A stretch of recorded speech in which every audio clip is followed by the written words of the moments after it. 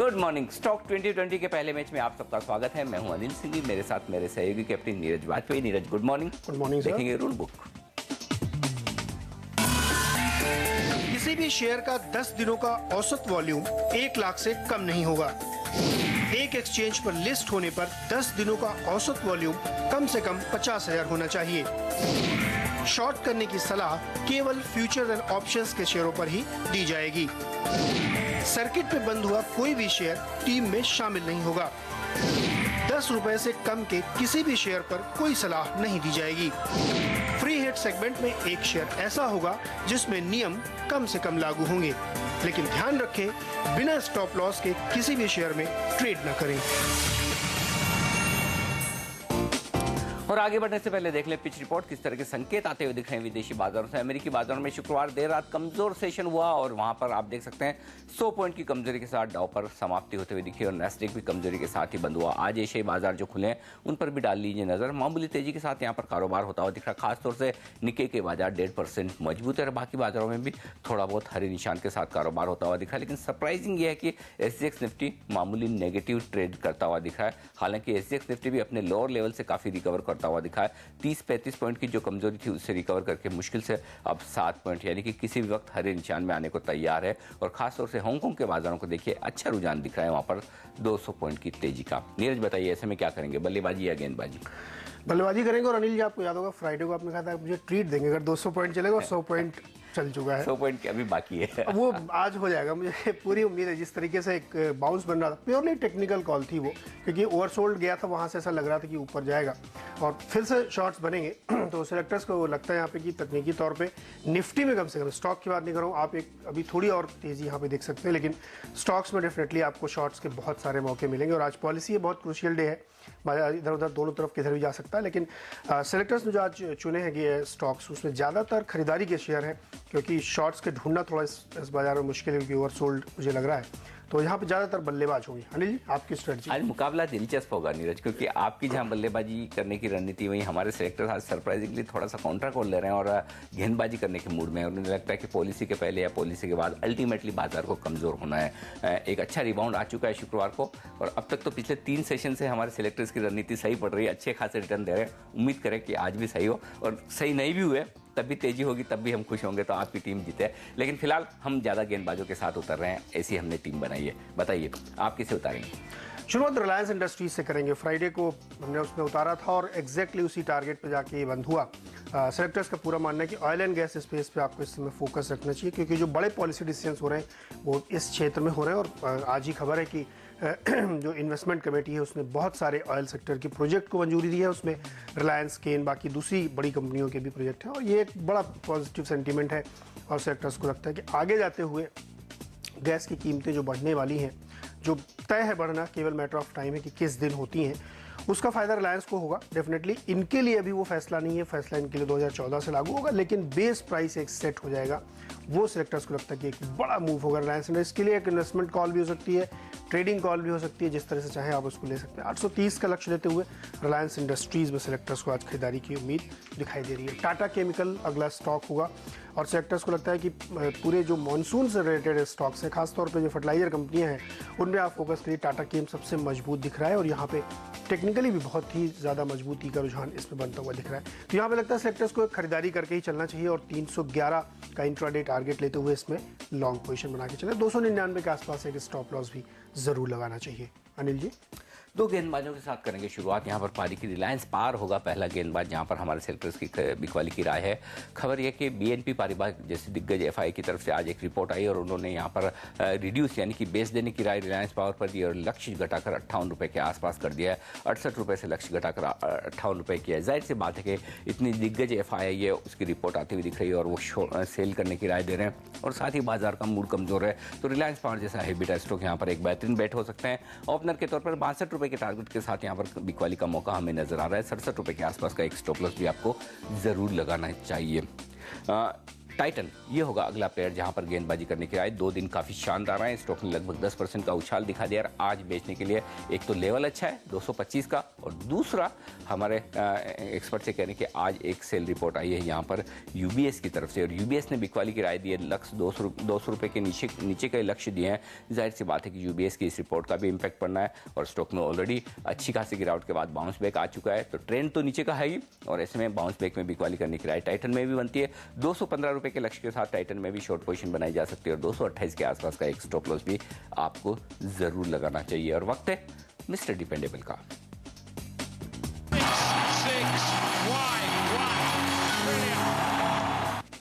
TCS IT major है और यहाँ पे लॉन्ग करने की सलाह होगी, और सेक्टर्स को लगता है कि जिस तरीके से आंकड़े निकल के आ रहे हैं, इन्होंने एडवांस टैक्स जमा किया है, उससे उम्मीद है कि बेहतरीन नतीजे ये इस क्वार्टर में भी पेश करेंगे, पहली तिमाही जो नए साल की होगी।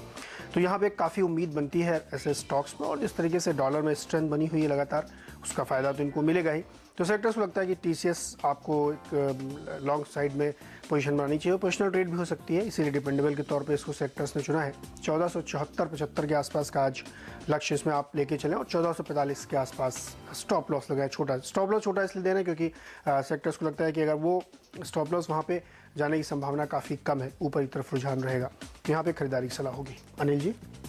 एचसीएल टेक ये होगा हमारा अगला प्लेयर मिस्टर डिपेंडेबल के तौर पर, लेकिन यहाँ पर भी गेंदबाजी करने की राय है। पिछले 3 सेशन से देखिए रुपए ने मजबूती का रुख यहाँ पर दिखाया है, और लगभग अपने लोअर लेवल से 59 तक फिसलने के बाद 57.5 यानी कि लगभग 3% की मजबूती आ चुकी है।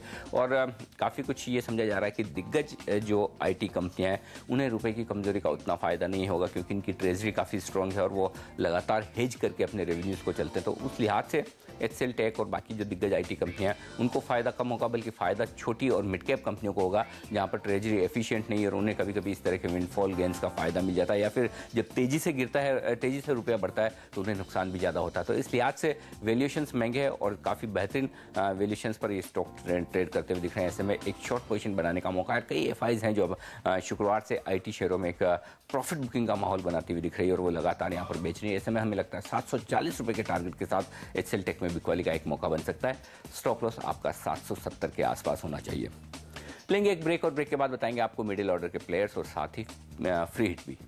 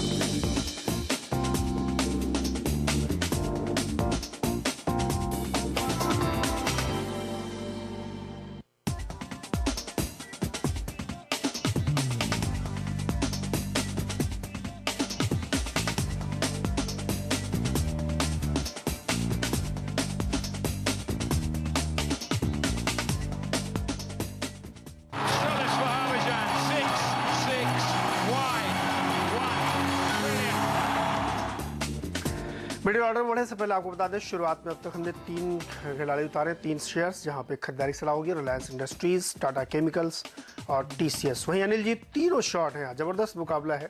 रिलायंस पावर, टाटा इंडस्ट्रीज और एचसीएल टेक्नोलॉजीज तीनों ही शॉर्ट के सेल हैं। लेकिन मिडिल ऑर्डर में आते हैं और यहाँ पे हम बल्लेबाजी फिर से एक बार जारी रखेंगे, और महिंद्रा एंड महिंद्रा खरीदारी की सलाह यहाँ पे होगी। और उसकी वजह यह है कि इनके भी जो है नंबर्स जो हैं वो काफ़ी शानदार इन्होंने पेश किए हैं अपने एडवांस टैक्स के, जिससे अंदाज़ा लगा सकते हैं आपके इनके नतीजे काफ़ी बेहतर रहने की उम्मीद है। वैसे भी अगर आप मंथ ऑन मंथ सेल देखें तो पूरे ऑटो स्पेस में महिंद्रा एंड महिंद्रा ही एक था जो सस्टेन कर पाया है। और अब चूंकि मानसून बेहतर है और एग्री फोकस बना हुआ सेक्टर्स को लगता है कि ट्रैक्टर सेल्स काफ़ी बेहतर रहेगी। और हमारे सेक्टर्स ने पहले भी आपसे कहा था कि सैंग्योंग की बिक्री में बहुत ही सिग्निफिकेंट बढ़त आई है, और वो आपने नंबर्स में देखी है। आगे भी ये जारी रहने की उम्मीद। तो महिंद्रा महिंद्रा में एक बड़ी तेज़ी हम आने वाले दिनों में देखते हैं, लेकिन आज के लिए ट्रेडिंग के लिहाज से 965-70 के आसपास का एक टारगेट लेके इसमें लॉन्ग पोजीशन बनानी चाहिए। यस बैंक अगला स्टॉक होगा। बैंकिंग शेयर है और काफ़ी ज़्यादा इसमें शॉर्ट पोजीशंस पहले बनी थी और बिकवाली की वजह से नीचे आया था। यहाँ पे फिर से खरीदारी की हम उम्मीद देख रहे हैं। और आज चूँकि क्रेडिट पॉलिसी है तो बहुत इस चीज़ का इस बात पर निर्भर करेगा कि रिजर्व बैंक क्या रुख लेता है, क्या फैसला करता है। इसलिए इसमें थोड़ा संभल के आप ट्रेड करें। एक बार पॉलिसी देख लें 11 बजे तक, इसमें 11 बजे के बाद ट्रेड इनिशिएट करना चाहिए। तो 490 का लॉन्ग साइड में इसमें लक्ष्य होगा और शॉर्ट करने के लिए स्टॉप शॉर्ट की तरफ यानी नीचे की तरफ स्टॉप लॉस 375 के आसपास इसमें लगा के चलें। लेकिन ऐसे बाजार में जहां दिशा बहुत ज़्यादा तय नहीं हो वहां पर डिफेंसिव भी रखेंगे और आईटीसी होगा एफएमसीजी मेजर, यहाँ पे खरीदारी की सलाह होगी। सेक्टर्स को लगता है कि काफ़ी मजबूत ये स्टॉक दिख रहा है और मॉनसून इसको सपोर्ट भी कर रहा है, नंबर्स भी इसके सपोर्ट कर रहे हैं। तो यहाँ पे 342 का एक लक्ष्य इसमें आप आज देख सकते हैं। ये जो इसका लेवल है 330 332 के आसपास का बहुत ही स्ट्रॉन्ग रेजिस्टेंस था और यहाँ पे स्टॉक ने सस्टेन किया लंबे समय तक। तो इसमें 10-12 रुपये ऊपर की तेजी एक ट्रेडिंग के लिहाज से बनती जरूर दिखती है। 329 पे स्टॉप लॉस भी जरूर लगाना चाहिए। अनिल जी, हम भी यहाँ पर आप ही की तरह महिंद्रा ग्रुप की कंपनी से करेंगे शुरुआत। महिंद्रा फोल्डिंग आपको याद होगा पिछले हफ्ते हमारे सेलेक्टर्स ने फ्री हिट बल्लेबाज के तौर पर इसे टीम में शामिल किया था। हमने कहा था कि इसमें बड़े कॉर्पोरेट डेवलपमेंट्स होने वाले हैं जिसके चलते स्टॉक में जबरदस्त तेजी बनेगी और आप देख सकते हैं 50 रुपये से भी नीचे का दाम, मेरे ख्याल से 48 रुपये के आसपास का दाम था। अब आज जो ये सारे डेवलपमेंट हुए जिसमें सीआई एक स्टेक पूरी कंसोलिडेटेड एंटिटी में खरीद रहा है, वो 81 रुपये पर महिंद्रा फोल्डिंग में ऑफर आया है। तो अगर आपने पिछले हफ्ते यहाँ पर एक पोजिशनल ट्रेड जो लेने की हमारे सेलेक्टर्स की राय थी कि हफ्ते 10 दिन के लिए लीजिए, अगर लिया होता तो आज आपको भारी भरकम मुनाफा होगा। लेकिन आज एक प्रॉफिट बुकिंग भी ऊपर के लेवल पर करनी चाहिए क्योंकि स्टॉक में रनअप पहले से हो चुका है। लेकिन हमारे सेक्टर्स का मानना है कि 74 से 75 रुपये के टारगेट के लिए महिंद्रा फोर्जिंग में आज भी खरीदारी की जा सकती है क्योंकि 81 रुपये का ओपन ऑफर प्राइस है और उससे पहले यहाँ पर एक तेजी का मौका बन सकता है। महिंद्रा यूजाइन ये होगा अगला प्लेयर जहाँ पर खरीदारी करने की राय। यहाँ पर हालांकि ओपन ऑफर नहीं आ रहा है लेकिन इंटरेस्टिंग बात है कि इस कंपनी को भी जो मर्ज किया जा रहा है वो इसकी मार्केट कैप के आसपास की वैल्यूएशन पर ही किया जा रहा है। लेकिन जो मर्जर हो रहा है उसमें मार्केट कैप के साथ साथ जिस वैल्यूएशन पर उसके साथ साथ कर्ज भी लिया जा रहा है और भारी भरकम कर्ज कंपनी में इस वक्त है लगभग 200 करोड़ रुपए के आसपास का शायद। तो अल्टीमेटली ये कि वो एक एडिशनल वैल्यू है जो मर्जर प्राइस में रिफ्लेक्ट नहीं हो रही। उस लिहाज से हमें लगता है कि महिंद्रा यूजाइन भी एक और स्टॉक है जो आज के सेशन में इन खबरों के दम पर तेजी दिखा सकता है। रिस्क दोनों स्टॉक में ये है कि पिछले सेशन में शुक्रवार के सेशन में ऑलरेडी ये स्टॉक थोड़ा सा रनअप अच्छा खासा दिखा चुके हैं। ऐसे में ऊपर के लेवल पर सावधान रहे लेकिन फिर भी खरीदारी का मौका 70 रुपए के टारगेट के साथ हमें नजर आता है। रिलायंस कम्युनिकेशन होगा अगला प्लेयर जहां पर बिकवाली करने की राय हमारे सेलेक्टर्स की। बाजार के कमजोर मूड में ये हाई बीटा स्टॉक आपको लोअर साइड पर रिटर्न अच्छे दे सकता है। हमारे सेलेक्टर्स अब लगातार ऊपर के लेवल पर शॉर्ट पोजीशन बनाने की राय दे रहे हैं। पहले लगातार खरीदारी की राय दी थी, स्टॉक दुगुना हो चुका था। अब ट्रिगर्स इसके लिए नहीं है तेजी करने के, एक्सेप्ट कि मार्केट का मूड अच्छा रहे। तो फिलहाल हमें लगता है 102 के टारगेट के साथ शॉर्ट पोजीशन बनानी चाहिए। 108 का एक स्टॉप लॉस भी आप जरूर लगा लें। और वक्त है फ्री हिट का।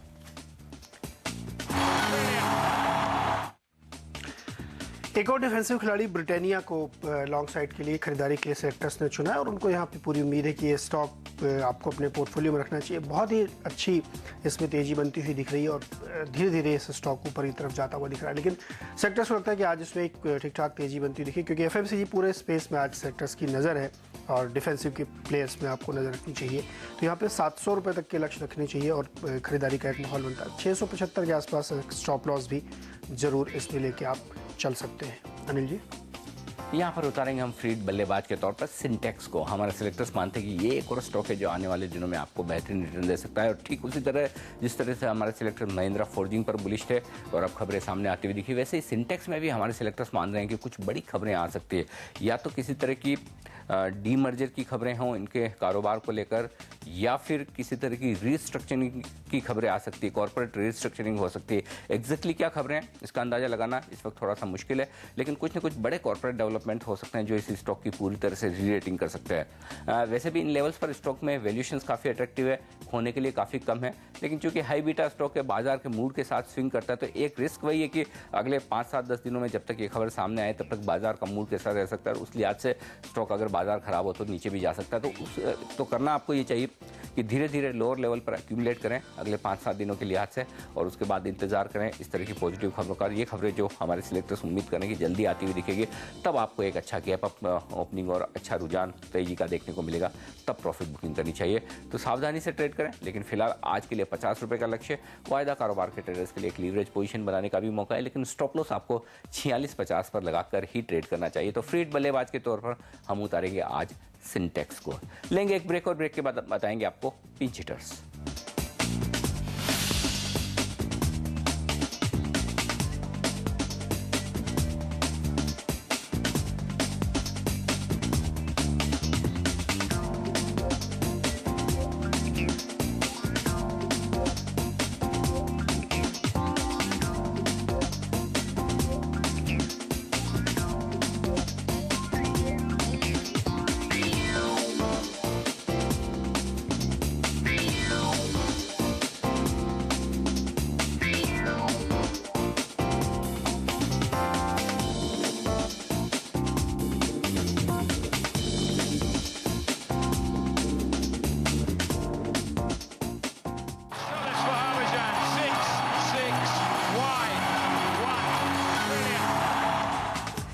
गेंदबाज उतरते रहेंगे। अब पिंच हिटर सेगमेंट में भी अदानी पोर्ट होगा पहला गेंदबाज, जहां पर हमारे सेलेक्टर्स मानते हैं कि शॉर्ट पोजीशन बनाने का बेहतरीन मौका है। 148 150 ये रेंज है जहां पर स्टॉक को अच्छा रेजिस्टेंस मिलता है। टेक्निकल कॉल है और 150 के ऊपर जब तक निकल कर टिकता हुआ नजर ना आए तब तक घबराए नहीं, तब तक शॉर्ट पोजीशन बनाए। और नीचे की तरफ फिर से हमें लगता है 140 रुपए के आसपास के टारगेट्स अदानी पोर्ट अचीव करता हुआ नजर आएगा। तो बाजार के अगर मूड कमजोर रहे तो ये एक ग्रुप जो हाई बीटा है और ये स्टॉक उस लिहाज से हमें लगता है कि एक अच्छी शॉर्ट पोजीशन बनाने का मौका आपको दे रहा है। इन्फोसिस ये होगा अगला प्लेयर जहां पर शॉर्ट पोजीशन बनाने की राय हमारे सिलेक्टर्स की। इस वीकेंड पर जो एजीएम हुई थी, एजीएम में किसी तरह का कोई खास ऐलान होता हुआ नजर नहीं आया जिससे कि इन्वेस्टर्स का, फंड मैनेजर्स का कॉन्फिडेंस लौटता हुआ दिखे कि नारायण मूर्ति क्या कमाल कर पाएंगे। और इंटरेस्टिंग बात एक और ये भी है कि जिस तरह से इंडिकेशंस आए कि अब भी टर्न अराउंड होने में इन्फोसिस को 3 साल लगेंगे। 3 साल का इंतजार किस इन्वेस्टर को है? वो भी एक ही खराब परफॉर्मेंस से अच्छी परफॉर्मेंस, और वो भी तब जबकि नारायण मूर्ति खुद अब एग्जीक्यूटिव रोल में आ चुके हैं। तो ये थोड़ा सा निराश करने वाला हो सकता है। दिक्कत एक ही है कि 2700 रुपए के ऊपर का एक अच्छा रनअप दिखाने के बाद जब इन नारायण मूर्ति के एग्जीक्यूटिव रोल में आने की जो ऐलान हुई थी उसके बाद स्टॉक ऑलरेडी 300 रुपए करेक्ट होकर 2400 रुपए के आसपास आ गया। तो काफी हद तक करेक्शन हो चुका है, लेकिन उसके बावजूद हमें लगता है कि एजीएम में जो कुछ भी ऐलान हुए उसके बाद बाजार थोड़ा सा निराश हो सकता है, रुपया थोड़ा सा फिर से मजबूत होता हुआ दिख रहा है। दोनों फैक्टर्स हैं जो इन्फोसिस को कमजोर कर सकते हैं। हम उम्मीद करते हैं कि 2300 रुपए तक स्टॉक फिसलना चाहिए। 2425 का एक स्ट्रिक्ट स्टॉप लॉस लगाएं और शॉर्ट पोजीशन यहां पर आप बना सकते हैं। ओबीसी ये आखिरी प्लेयर है और इंटरेस्टिंग प्लेयर भी, शॉर्ट करने की राय क्रेडिट पॉलिसी के पहले। थोड़ा सा रिस्की कॉल है, लेकिन हमारे सेलेक्टर्स मानते हैं कि शायद पॉलिसी के बाद यहाँ पर एक नेगेटिव रुझान देखने को मिल सकता है। तो आपके पास 2 ऑप्शन है, या तो पॉलिसी के पहले अपनी शॉर्ट पोजीशन को कवर कर लें या फिर पॉलिसी देखने के बाद फ्रेश पोजीशन बनाएं। और इनफैक्ट अगर पॉलिसी अच्छी ना आए तो हमें लगता है कि जो प्राइवेट सेक्टर बैंक्स है वो ज़्यादा आपको मंदी दिखा सकते हैं। लेकिन फिलहाल ओबीसी को बेचने की राय, नीचे की तरफ का टारगेट 228 का, 240 के आसपास का एक स्टॉप लॉस भी आप जरूर लगा लें। नीरज, आपकी टीम कैसे कंप्लीट करेंगे? बिल्कुल, रेट सेंसिटिव पे भी अभी फोकस रखेंगे और आईआरबी इंफ्रा पहला स्टॉक होगा। और स्टॉक सा काफ़ी कमज़ोर दिख रहा था अभी पिछले हफ्ते तक, लेकिन अब तकनीकी तौर पे इस पे लग रहा है कि एक चार्ट पे तेजी का रुझान ट्रेड बनाने की संभावना है इसमें दिखती है। और फ्राइडे के सेशन में कुछ लॉन्ग पोजीशंस भी इसमें बनती हुई दिखेंगी। तो 124 का इंट्राडे टारगेट लीजिए और बहुत कुछ तक आरबीआई की पॉलिसी पे डिपेंड करेगा, तो वहाँ पे नज़र रखें। और 124 का लक्ष्य होगा, 113 के आसपास स्टॉप लॉस भी लगाएं। और स्टेट बैंक ऑफ इंडिया दिग्गज फ्राइडे का स्टॉक है, रिपीट कर रहा हूँ, और यहाँ पे भी सेलेक्टर्स को लगता है कि बहुत ज़्यादा कमज़ोर हो चुका है और इससे नीचे अभी फिलहाल जाने की उम्मीद नहीं है। तो यहाँ पे ऊपर की तरफ रुझान ज़्यादा रहेगा। 2100 का लक्ष्य इसमें लेके चल सकते हैं, लेकिन इसमें भी सावधानी ये रखें कि पॉलिसी देखने के बाद ही इसमें ट्रेड आपको बनाना चाहिए। उससे पहले आप इसमें मूवमेंट देखते रहिए। और अंत में एक सिर्फ गेंदबाज मेरी टीम का होगा और वो होगा टाटा मोटर्स डीवीआर। यहाँ पे शॉर्ट करने की सलाह होगी और जिस तरीके के नंबर पेश किए हैं कंपनी ने वहाँ से थोड़ी सी एक कंसर्न है। और वो कंसर्न एक्चुअली इसलिए कि बहुत ज़्यादा जब होप बिल्टअप हो जाती है और उसके बाद उस पर आप खड़े नहीं उतरते या उससे बेहतर नहीं देते, उम्मीद से बेहतर बाजार की आदत होती है, तो वहाँ पे सेक्टर्स लगता है थोड़ा सा कमजोरी इसमें आएगी। और 152 के आसपास या 150 के आसपास का टारगेट लेते हुए शॉर्ट पोजीशन बना के चलना चाहिए। 157 पे स्टॉप लॉस भी जरूर लगाना चाहिए। अनिल जी, पूरी टीम आपके सामने, सिर्फ एक ऑप्शन है गेंदबाज का। चलिए तो फिर गेंदबाज के साथ ही जाते हैं। टाटा मोटर्स डीवीआर, जाहिर सी बात है कि नंबर जब खराब हैं तो इस स्टॉक को गिरना ही है। और खास बात ये भी है कि आप शुक्रवार को देखिए, तेजी को लीड इसी स्टॉक ने किया था। 5% का उछाल टाटा मोटर्स में आया था, तो एक शॉर्ट के लिए बेहतरीन कैंडिडेट है। और हमें लगता है आज के सेशन में आपकी टीम में ये सबसे ज़्यादा रिटर्न देने वाला कैंडिडेट साबित हो। बताइए, मेरी टीम आपके सामने और बल्लेबाजी के ऑप्शन आपको काफ़ी कम है। अब बताइए आपको क्या पसंद है? नहीं, मैं तो बल्लेबाजी के साथ इसलिए करूँगा क्योंकि महिंद्रा ग्रुप में जो खबरें डेवलप हुई हैं वहाँ पे महिंद्रा फोर्जिंग मुझे काफ़ी बेहतरीन लग रहा है और यहाँ पे सेक्टर्स को लगता है खरीदारी करके चलना चाहिए। पूरे ग्रुप में एक डील थोड़ी कॉम्प्लेक्स है, अभी इन्वेस्टर्स को इतनी जल्दी समझ में आएगी, लेकिन डील ओवरऑल पॉजिटिव होगी इनके लिए। तो महिंद्रा फोर्जिंग में आप दांव लगाइए। 74 रुपये का लक्ष्य अनिल जी ने दिया, मुझे लगता है बहुत आसान। मतलब आज आप एकदम सेफ कॉल ले रहे हैं कि इसमें कहीं गलत होने की गुंजाइश? बिल्कुल, सवाल ही नहीं, इन्वेस्टर को गलत तो देना ही नहीं। बिल्कुल बिल्कुल। चलिए तो पहले मैच में मुझे और नीरज को दीजिए इजाजत, बने रहिए हमारे साथ। ब्रेक के बाद एक और शानदार मैच खेलेंगे संदीप और हेमंत।